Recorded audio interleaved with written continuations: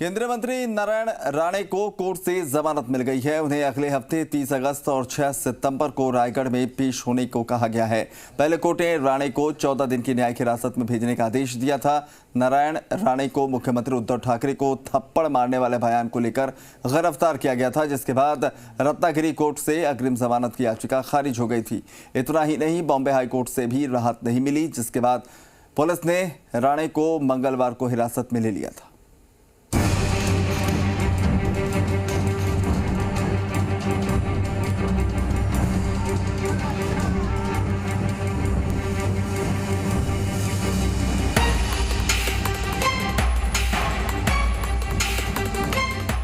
महाराष्ट्र में राणे वर्सेस ठाकरे का रण। कल ही राणे की गिरफ्तारी हुई और देर रात जमानत भी मिल गई। केंद्रीय मंत्री नारायण राणे की ये उस वक्त की तस्वीर है जब उन्हें रायगढ़ जिले में महाड मजिस्ट्रेट कोर्ट से बड़ी राहत मिली। महाड मजिस्ट्रेट कोर्ट से देर रात जमानत मिलने के बाद नारायण राणे रायगढ़ से रात 12 बजे मुंबई के लिए निकले और सुबह 5 बजे करीब जुहू स्थित अपने बंगले पर पहुंच गए। इससे पहले महाड कोर्ट ने पुलिस की 7 दिन की रिमांड की मांग खारिज करते हुए उन्हें जमानत दी और कोर्ट में राणे के वकील ने उनकी खराब सेहत का हवाला देते हुए उन पर दर्ज मामलों को राजनीति से प्रेरित बताया। अभी कोर्ट ने नारायण राणे साहब को जमानत दी है और भारतीय जनता पार्टी को एक दिलासा इसी माध्यम से मिला है।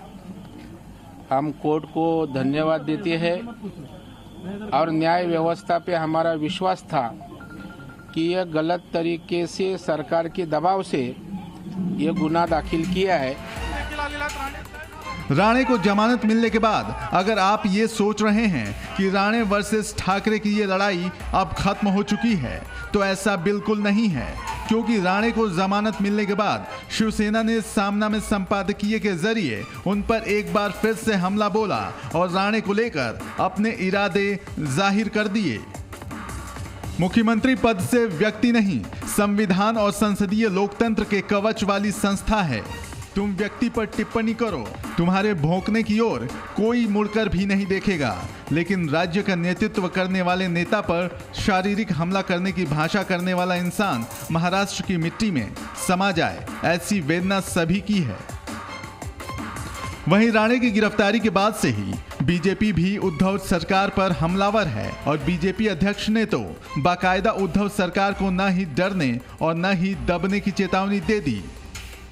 महाराष्ट्र सरकार द्वारा केंद्रीय मंत्री नारायण राणे जी की गिरफ्तारी संवैधानिक मूल्यों का हनन है। इस तरह की कार्रवाई से ना तो हम डरेंगे ना दबेंगे। भाजपा को जन आशीर्वाद यात्रा में मिल रहे अपार समर्थन से ये लोग परेशान हैं। हम लोकतांत्रिक ढंग से लड़ते रहेंगे, यात्रा जारी रहेगी। शरजील इमाम जैसे व्यक्ति जब खड़े होकर भाषण देते हैं और भारत माता के खिलाफ न जाने क्या अनर्गल कहते हैं, एक एफआईआर महाराष्ट्र में नहीं होती है। एक पुलिस कर्मचारी शरजील इमाम को पकड़ने के लिए नहीं जाता है, मगर यहां बयान पे आप इस प्रकार का व्यवहार कर रहे हैं। बीजेपी सिर्फ इतने पर ही नहीं रुकी। महाराष्ट्र बीजेपी ने तो बाकायदा इस पूरे मामले को अफगानिस्तान से जोड़ दिया।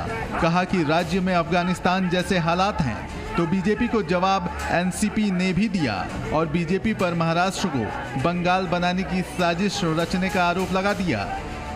लोगों को समझना पड़ेगा कि कानून से बड़ा कोई नहीं। लोग ये न समझे कि वे कानून से बड़े हो गए हैं।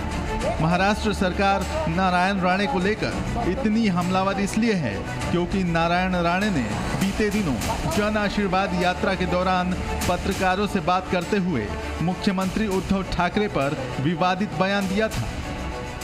बाजूला म्हणा एखादा सेक्रेटरी ठेवा आणि विचारून बोल, त्याशी नाही काय किती वर्ष आली देशाला संतुलन हिरक महोत्सव काय हे असतो तर कानाखाली चढवली। एक आहे देशाचं तुम्हाला स्वातंत्र्य दिनाची माहिती नसावी। नारायण राणे के इसी बयान के बाद उनके खिलाफ नासिक समेत 4 अन्य जगहों पर एफआईआर दर्ज हुई थी।